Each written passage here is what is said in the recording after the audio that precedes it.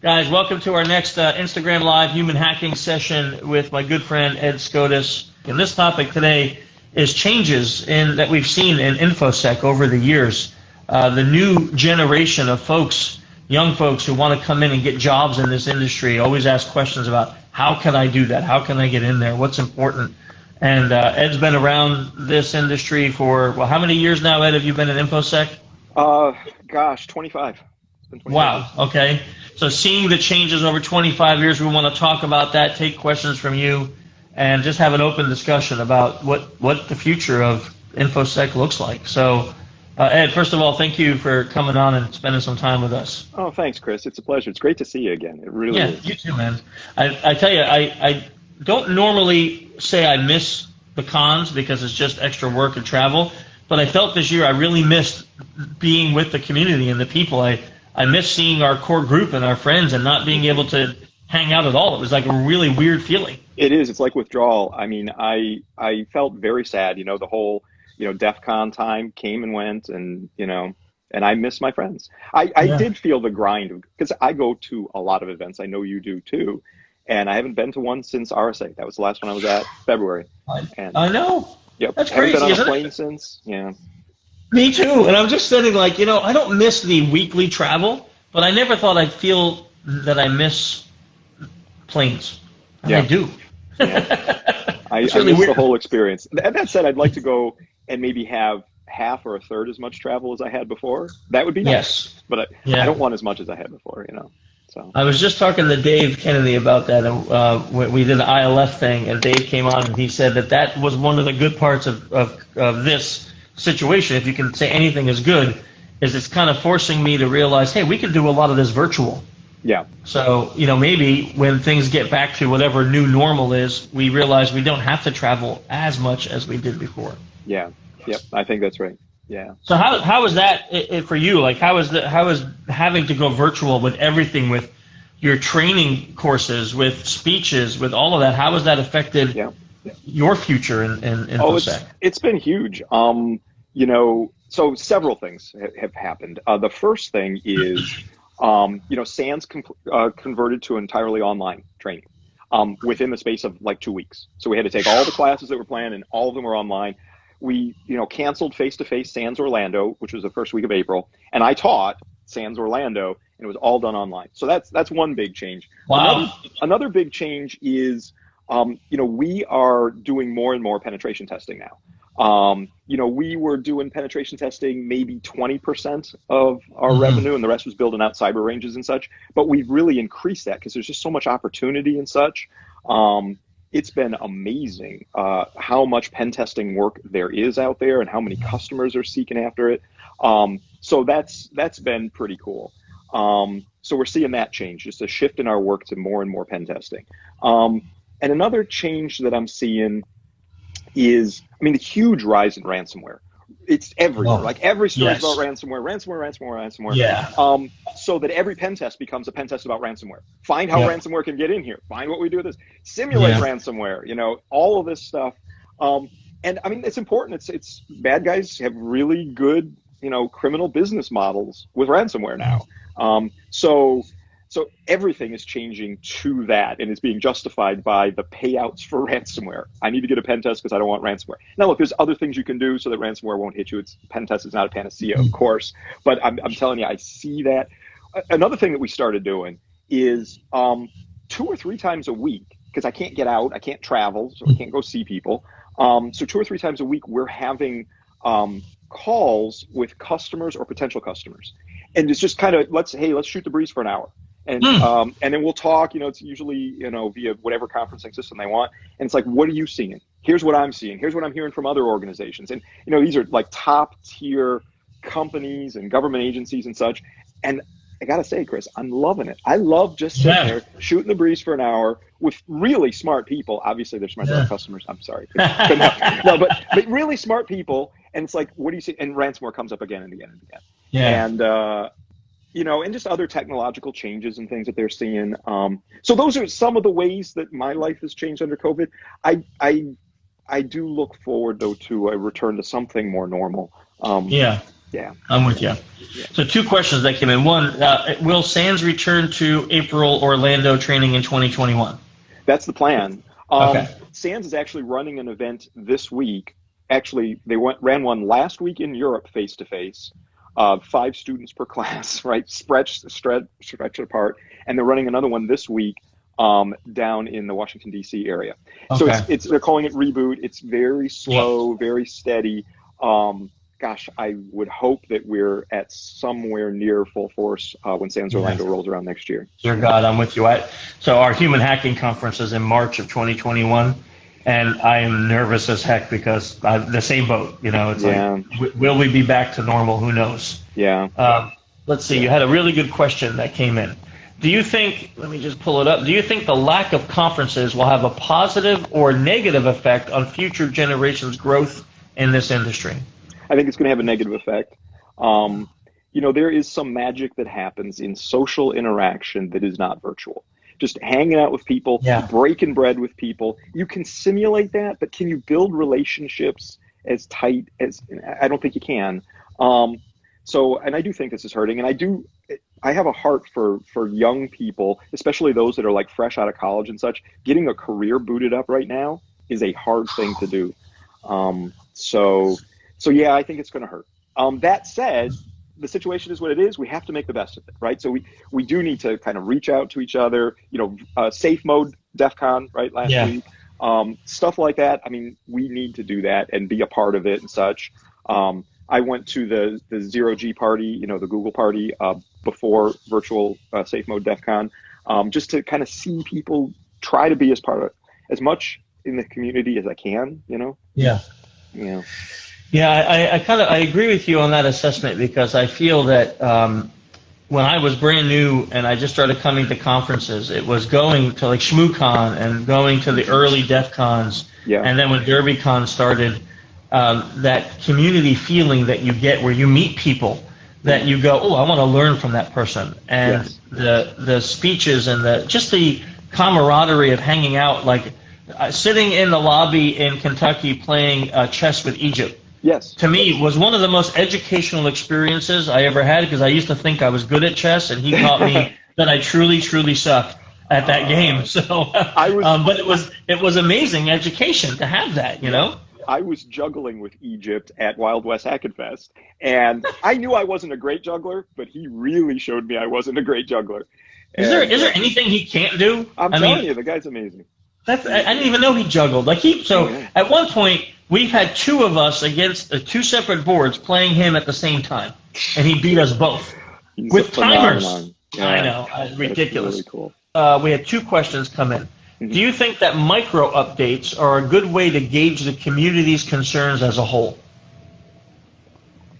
I mean, yes, I think so. I mean, it's sharing information in whatever easily digestible format. So yeah. Yeah, I liked we don't do that right now, but I liked your concept of getting together with your clients for an hour and just having a chat. What do you see? And then maybe that even opens the door to thinking, wow, I didn't see that before. Yeah. We need to start talking about that. And what we're doing is we're cross-pollinating. So I'll say, hey, I can't tell you who I was speaking with last week, but I can tell you what we were talking about. And they're looking at this and they're seeing that. And they're trying to scale up their work from home. Another big thing is pen test our work from home environment. So VPN, video conferencing infrastructure, test all of that stuff for us. So we're getting a lot more requests and a lot more work along those lines. It's changed. I mean, it's changed the whole world. And it's going to be interesting to see the long-term consequences of these changes. Some of them I think will be good, and others, I don't know. I think there's going to be a lot of sadness and a lot of, I agree. Emotional damage. Yeah. I agree. In our practical social engineering class, we have a whole section on handshaking and how to do it properly because it's really great for social engineering. And now, I just taught a virtual class, and I'm like, this section has to go because even when we're back in normal, we're not going to shake hands again. We're going to fist bump or elbow bump. Like, there's going to be a long time before we all feel comfortable reaching in and putting that palm to palm. Yeah. It's going to be a while before we get back there, I feel. I think you're right. Yeah, social engineering, it's probably going to change how you do it. Not just the handshake, but all kinds of things. And then social engineering via, video conferencing or other electronic means. Whole new world. Yeah. Whole new world. Yeah. So how do we help the younger generation get into this field when it, like you said, it's just such a hard time right now? Yeah. How do we help them bypass these hurdles and get into this field so they can become the future when we want to sit back and retire? Someday, not soon. Someday. Not soon, but yes. Yeah, so I had lunch last week with the person who won the Holiday Hack Challenge 2019. Just did a fantastic job. And the reason I'm bringing him up is he's a young guy, and I think he makes for a good example. I won't mention his name. I don't want to embarrass him and such. But he emailed me and said, hey, Ed, someday I want to work for your company. I really want to come and work at CounterHack and do pen testing and work on Holiday Hack Challenge and such. So how do I do that? And I said, well, look, it's a long process. It takes a couple of years. We got to get to know somebody. But why don't we have lunch next week? So this was last week. We had lunch and we just kind of sat there. And he said, how do I get into this industry? I love this industry, but I'm very new. How can I do it? So I brainstormed with him and gave him some ideas. I said, well, one thing is, publishing a blog. You discover things. So you obviously have to have a lab. You do some hands-on stuff. And as you discover things, write them up in a blog, because that gives you a corpus of work that you can refer back to. And if you don't want to do a blog, at least start playing CTFs. There's so many good free CTFs that are out there. Holiday Hack Challenge was one that he had won.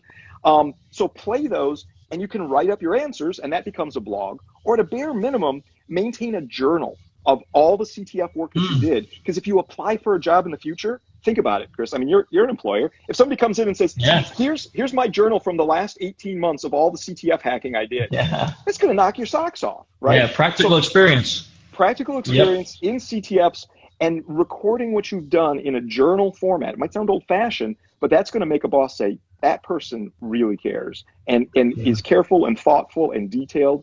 That's the kind of person you want to hire. So blogging, playing. Yeah, that's a beautiful suggestion. Hands-on. He said, well, what about bug bounty programs? He asked. And I said, that's good, but some of them, have been hunted to near extinction, right? I mean, occasionally you'll find something, and that's cool. And I'm very pro bug bounty. I think it's the right thing to do. But a lot of people who find stuff in bug bounty programs are really skilled, right? And they kind of drain the swamp of the easy stuff pretty fast. I said, so you should do that, though. I mean, if you find a big bug in something, that looks great on your resume, but don't hang your hat entirely on that. If you can do some CTF stuff and document that very well versus beating your head against the wall in a bug bounty program, I think the CTF is better. That said, I told him, I said, you should journal what you're doing in the bug bounty program.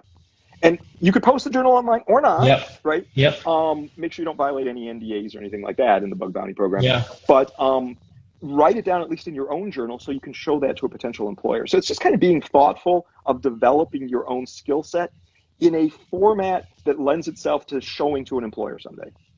Yeah, that's actually a really nice suggestion with the CTF. I'm going to add that to my list. The other ones I was saying for a while, but joining CTFs is a nice suggestion because it's hard to tell people where to go to get practical experience without breaking the law. Right. So, and you don't want to ever encourage that with anyone. Exactly. So you're practical. Like you said, as an employer, when someone has got practical experience, I look at that person with a much more attractive look, because it's like, oh, wait, I don't have to train you in everything. You did this before. Right. That's nice. I like that. That's cool. We have someone saying, Billy saying, that's brilliant, great advice, and it is. That's great advice. I hope to help. I love helping people. You do too, Chris. I mean, I see you at the events and such. I really feel that, I've been so fortunate in this industry. I mean, seriously, what a great time to be in the industry. What great friends, great support, great projects I've been able to work on. I've been so fortunate. I feel like an obligation to pay it forward and to help other people. I try to do that as much as I can. I mean, I could probably do better at it, but I try. So. Yeah, it's an interesting thing, because when I started in this industry, we go back 15 plus years, it was different. Yeah. It was different, and it was maybe a little more like the Wild West, but there was so much of a community feel, and it wasn't so competitive, and it wasn't so cutthroat, and I came up because of the assistance from so many people. Yeah. Dave and I had this long on war, but we're friends, and it's because of his help. And that Matty, the people from that crew lifted me to get to where I am today. And I like you, I feel the same way. It's like I feel almost as obligation to make sure that that next generation gets that assistance, because too many of them are going the other direction. They're like, well, if I just go hack Twitter, maybe I'll get famous. Yeah, Nah, yeah. you're never getting a job, son. Yeah, and you might That's end not up in jail. happening. Exactly. Yeah, I remember right. we were at a party. I can't remember which conference it was, but we were at a party and you came to me and said, "Hey, Ed, I'm going to start my own company." And I'm like, "Dude, that is awesome." You know where that was? ShmooCon, my friend. Was it Shmoo? Was it Shmoo? ShmooCon. It was ShmooCon, because that goes back. I was so excited for you. I really was. Yeah. Yeah. Yeah, that is awesome. Wow, you're going back like 12, 13 years, man. Yeah. That's amazing. It's been a while. Wow. We have a question. Do you think people working from home will be more or less careful about vishing, smishing, and vishing, phishing, and smishing? I think they will be less careful. Yeah. Because you're at home, you're kind of chilling, you know, you weekend stuff, you kind of let your guard down, you're sitting in your comfy chair, you know, I mean, I think it's going to be worse. Yeah. I see that now. So, you know, one of the things that we do for our clients is ongoing vishing work. Yeah. And what I have found is that when we're calling them and it's ringing from their home number or from their work number and it's forwarding to their cell phone at home, that relaxed atmosphere where you're not in a cubicle with all of your security infrastructure around you makes it seem easier to trust when I go, "Hey, I'm Paul from IT." Yep. They just go, "Yeah, that's Paul from IT. Sounds Paul just from like IT. him." Yep. He's calling in. He's working from home just like I am. Yep. Just like I am. The whole thing. Yeah. Also, I think even the way people are dressed, you know, you're wearing a t-shirt, maybe some shorts, right? And it lets your guard down. You know, you're more comfortable. So yeah, I think things are going to get worse before they get better. Such a valuable point, Ed. So I have had this huge thing with my team where I say, look, guys, just because we all have home offices, treat it like a job. Get up in the morning, take a dang shower, put on some work clothes, go to your office, even if that's back to your bedroom. Go in there as, now I'm in office, I'm in work. So that's what I do every day. And then at the end of the day, I go and I put on my shorts and a t-shirt, and that's when I go, oh, I'm done. I'm done with my day of work. Because mentally, you go, oh, now it's time to relax. And I think that if we encourage our at-home employees to have that mentality, it may help. Let's see, what is this? Is having the titans of the differing components of InfoSec banding together to offer help to people looking to get in a viable idea? I think so. I think there's a lot of people who are helping, you know, new people get involved and such. I mean, there's all the great work done by our buddy Dave Kennedy. You know, John Strand really encourages people to get involved in the industry. Egypt, you know, doing his thing and encouraging people on Twitter and such. So yeah, I think it is a viable strategy because I can't think of a better one, right? I mean, yes, there's colleges and universities and such, but they are often, I mean, literally academic and not as practical. Whereas, you know, seeing how practically the industry actually functions and works and trying to make a community out of that, I think is the way to go. And the questioner said titans and such. I mean, I'm just a little hacker, right? And that's all I ever wanted to be. And that's another thing I wanted to bring up. You're not. You may be small because you don't weigh a lot, but you are a titan, my friend. Well, I don't know. But it's another thing, though, that I think not having real face-to-face sit-down conferences is going to cause a problem. And that is it demystifies these titans. We talked about Egypt. When you sit down with Egypt, he's a genius, obviously. But he's a nice guy. You know, you talk. Yeah, he's just a normal dude. Right. Or you see Dave Kennedy and he's, you know, shucking and jiving and making jokes and stuff. And he's just a normal guy. He is. And that makes it all seem so much more approachable. When you see somebody like on a screen and they're giving a formal presentation and they got all this fancy stuff and that might seem that's unattainable, or that person is completely different from me. Whereas when you go to these face-to-face events, it's like, yeah, that person is brilliant, but it's just a person. You know, Dave Kennedy's just a fun guy, right? You know, so and you see their families get involved and stuff like that. That's gone for now, and that I think will hurt people. That demystifying. So part of it's imposter syndrome. You know, I see, you know, younger or newer people in the industry go to these events and they feel like I don't belong here. I remember I went to my first DEF CON. It was DEF CON 6. Okay, so it goes back a little ways. I went to DEF CON 6 and I got there and I'm like, I don't belong here. I work for the phone companies and we're supposed to be stopping the hackers, and I'm going to this event and I felt total imposter syndrome. I don't belong here. And then it's like, they're just regular people. I mean, I walked in the room, you know, Dark Tangent's just kind of sitting there. Yeah. And he waves at me, and I said hello. I knew who it was, but he's just a normal person. I mean, brilliant, right? But so this demystifying thing is not going to happen until we get back to that face-to-face thing, and I think that's sad. You know, that's a really valuable point, because I think that was, to me, was one of the most valuable things of DerbyCon. Yeah. It wasn't the speeches, it wasn't the villages, it wasn't all the other stuff, which was great. So I'm not devaluing that, but it was LobbyCon. It was. I remember sitting in a couch, and H.D. Moore sat right next to me, and I'm having an hour conversation with a guy who his left pinky has more brain cells in it than my whole brain. And but we're just chatting. Yeah. And he's not saying, "Oh, peasant, learn from me." He is treating me like just a guy who sat next to him on the couch having a beer, and we're talking. Yeah. And like you said, playing chess with Egypt and seeing Dave, and it takes that rock star mentality that these people don't have. They don't have that, right? They all feel like what you just said about yourself, but it makes them accessible to everybody. Right. One of the things that we're being asked is, would I put together a panel that would get some of us together to answer these questions and do it? And I would. Absolutely. I would do it if you would be a part of it. I would be honored. I think that would be really cool.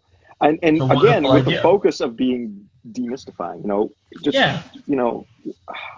I'd have to think about how to set it up so that it doesn't look like there are these magicians doing magic. It's just, these are normal people doing normal stuff. So I'll tell you, this is an idea I have, and I'll put it out here, and then we can talk about it offline. But I just ran a virtual class, and one of my requirements for the class was that every student came with their webcam on. Yeah. And it was a requirement for the class. So you didn't have the option to be a black screen. Yep. And I think if we did something like this, and if it just got popular, we did smaller versions, that we had someone that we had it so it's like, X amount of people, but you have to come with your webcam on, so it is a conversation, not a lecture. Yep, absolutely. And I mean, this goes deep-seated. You're a social engineer. You know this. The human brain is optimized for relating to people, seeing them, face-to-face, eye contact, verbal. And now we have simulations of that. But turning on the camera, I try to encourage my team to turn on the camera when we have our team meetings. Most of the folks do, some don't like to, but just us seeing each other. Also, if I'm like doing a presentation for my team, I do it once a month. I call it State of the Onion. And it's just the state of our business, like, where we are and where we're headed. And I say things, and I watch their reaction, because I can steer the conversation back, right? Yes, I agree. This is exactly what we do with our team too. Hang on, you got a lot. You have way more questions than most. So let me scroll back here. Okay. Okay, someone just thanking you, saying that they really enjoyed coming to these chats, but also having access to someone like you is really great. And the panel one. And now someone's saying, I recently read a statistic that says only 20% of women work in cybersecurity. Yeah. What is your advice for any woman who would try to break into this field? The advice is the same for anybody. Don't be intimidated. Don't let them intimidate you. Don't let them say things, because there are some nasty folks out there who are sexist and will say nasty things just because, you're a woman. It's easy for me to say, ignore that crap. But I mean, really, you got to ignore that crap and focus on developing your skills, hands-on skills, CTFs, doing your journal, writing a blog. And I think as we get more women more visible, it will kind of progress. It'll get better and better. We got to get on that scale. We are moving forward. I mean, 20% is about right based on my gut. But it's better than it was. I remember when it was 15 or 10%, right? So we're getting there. And I also think, women in significant roles as CISOs, Chief Information Security Officers and such, and I know a fair amount of women who are in those roles, that's good too. Because I mean, that kind of brings everybody up. So yeah, don't let them be nasty to you. Or if they are, ignore them. Yeah. And if I can, just to add one thing to your advice that I always say with this is, don't accept it. Yeah. So if you go to a company and someone treats you poorly, don't accept that. Don't say, well, if I want to advance, I may have to, take my punches. No, you don't. No one deserves to treat you that way. So Right. you can go elsewhere. You can say I don't deserve to be treated like this. No one does. So I'm not gonna take that. You know, Or contact HR if the company has an HR function. Right. HR. Exactly.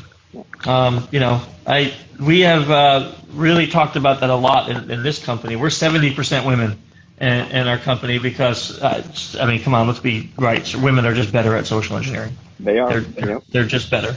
So I'd be a fool to not have majority women as my company. So we have 70% women in this company, and you know, that's the same thing. We tell every person, regardless of their gender, if someone treats you improper, you come straight to the top, and it will be taken care of. And if it's someone at the top treating you improper, then you come to Amanda, and she's the one who will definitely take care of it right away. There is no hiding, you know.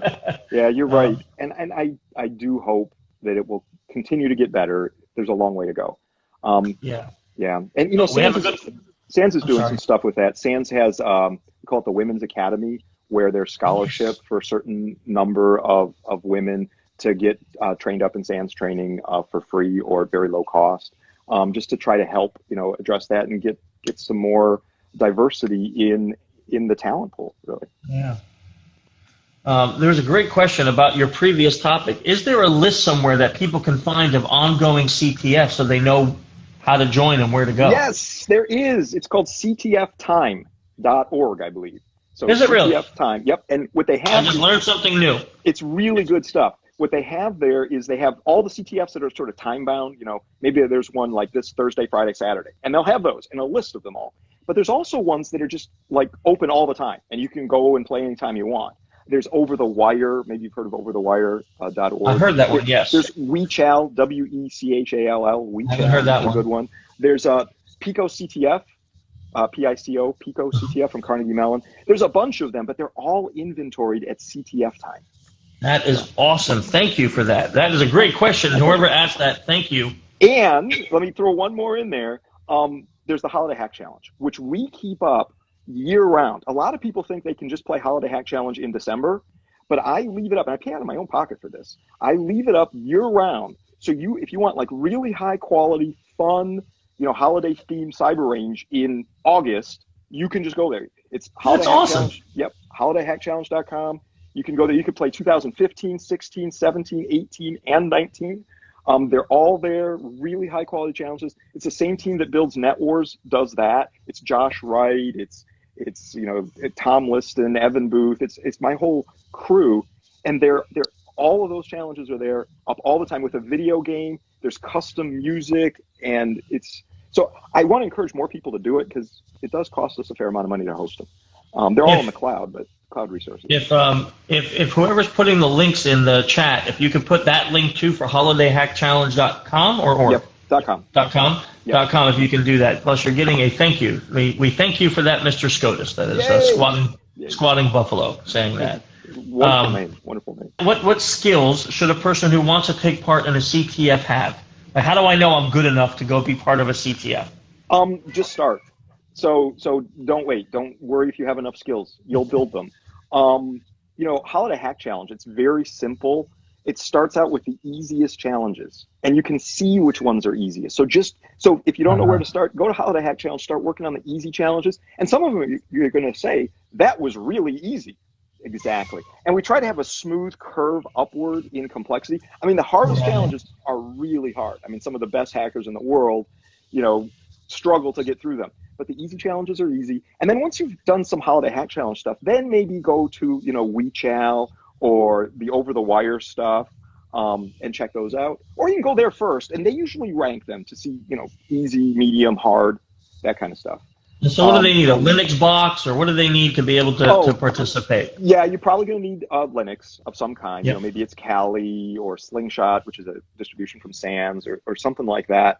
You'll probably need that. Can you do some of the stuff on Windows? Certainly you can, but you'll probably find pretty quickly you want to get over to the Linux side of things. Of course, now with Windows having an SSH client in it, we have options for doing all that. Built in, obviously there were SSH clients for Windows before, but not built in. So yeah, that's great. So that helps with anyone who was asking. Someone's asking, what do you use? Well, I use Mac OS as my base, and then I have a bunch of virtual machines on it, various Linuxes, various flavors of Windows. So I run that on top of my Mac. Yeah. Okay. Let me see. Someone's asking. Oh, there's someone just commenting that they like the fact that you have blue team support last year in your challenge. That was really nice. Yes, nice feature. Santa. Santa's often known for being red, right? I mean, it's Santa Claus. But last year Santa went blue, and I think you're going to see a lot more of that this year. So we've been working on Holiday Hack Challenge 2020, which will launch in December. We've been working on it since before last year's launched. They take more than a year to do. And they do, don't they? They do, yeah. It's crazy. Oh, so the storyline, this year's storyline is crazy. It's wait till you see what happens this year. I don't think people realize the amount of work that goes into it. Like, we don't do a technical CTF. We do the SE CTF every year, which is awesome. And I don't think people realize that it takes a year. We start planning it. We take a month off after DEF CON, and then we start planning next year's CTFs, and it's crazy to think that we're going to spend the next 11 months on this to get it ready for the, I don't know, few hours that it will take for people to do it. Holiday Hack Challenge literally takes thousands of hours. Wow. Thousands. Yeah, and it's not just me and my team. There's volunteers that do challenge development for us. There's volunteer artists. There's artists that we pay. The musicians, some are volunteers, some we pay. There's probably 30, 40 people working on Holiday Hack Challenge at some point during the year. Yeah. Sorry, my team, I wasn't laughing at you. My team is mocking me because they're like, a month off, you give us 2.5 days. 2.5 days a month, what's the difference? Okay, it's the same thing. Rounding error. You get that's the decimal. You just move the decimal. That's it. You don't need a month off. Let's see, we had a question. Are CTFs as valuable for those just maintaining their skills as those who want to build their skills? Yes, I think so. It's kind of like, a range, right? You might know how to shoot, but that skill set will decline over time. So you go to a range, a firing range, to keep your skills up. It's the same idea. You got to keep your skills. And plus, this industry is constantly changing. So if you know the technology that's really good and useful and hot now, in 6 months, it's going to change. So the CTFs are the way that you can keep up with that change. Also, if you go to WeChal, this reminds me of something earlier. Somebody said, blue skills, and Santa Claus and Holiday Hack did more blue this year. If you go to WeChal, WeChall, I think it's .net, it might be .org. Sorry, I don't memorize top-level domain suffixes, right? But anyway, if you go to WeChal, they have drop-down boxes, so you can say, I want to look at challenges that are exploit development, or I want to look at password cracking challenges, or I want to look at digital forensics challenges. So there's all these different options that you've got. There's also different languages. So you can say, I want to see challenges that are written in French or in German or, English, obviously, is one of the bigger ones there. So WeChal spells all that stuff out for you. That's amazing. And there's 99 CTFs that they list there. So. That is just phenomenal. It's enough to keep unless you don't have a job and nothing else to do, that's enough to keep anyone busy for quite a while. I think so. And I usually recommend to people that they set aside regular time every week to do hands-on skill development that's not directly associated with their job.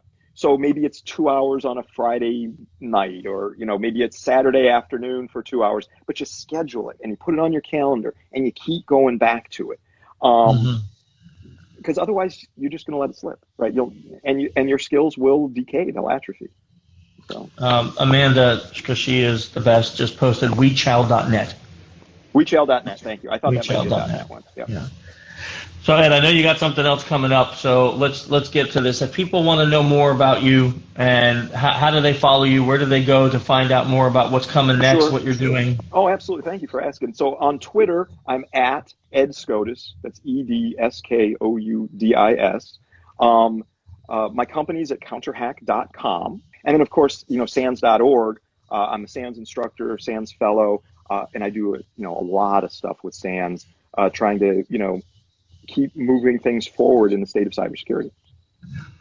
And honestly, this has been so interactive, and we've had maybe some of the most questions that we've ever had in one of these human hacking lives ever, because I think the content you threw out was maybe some of the most useful advice that we've had for the industry. So I can't thank you enough for that.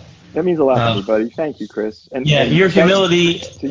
being in the industry for so long and yet keeping a humble persona is an example.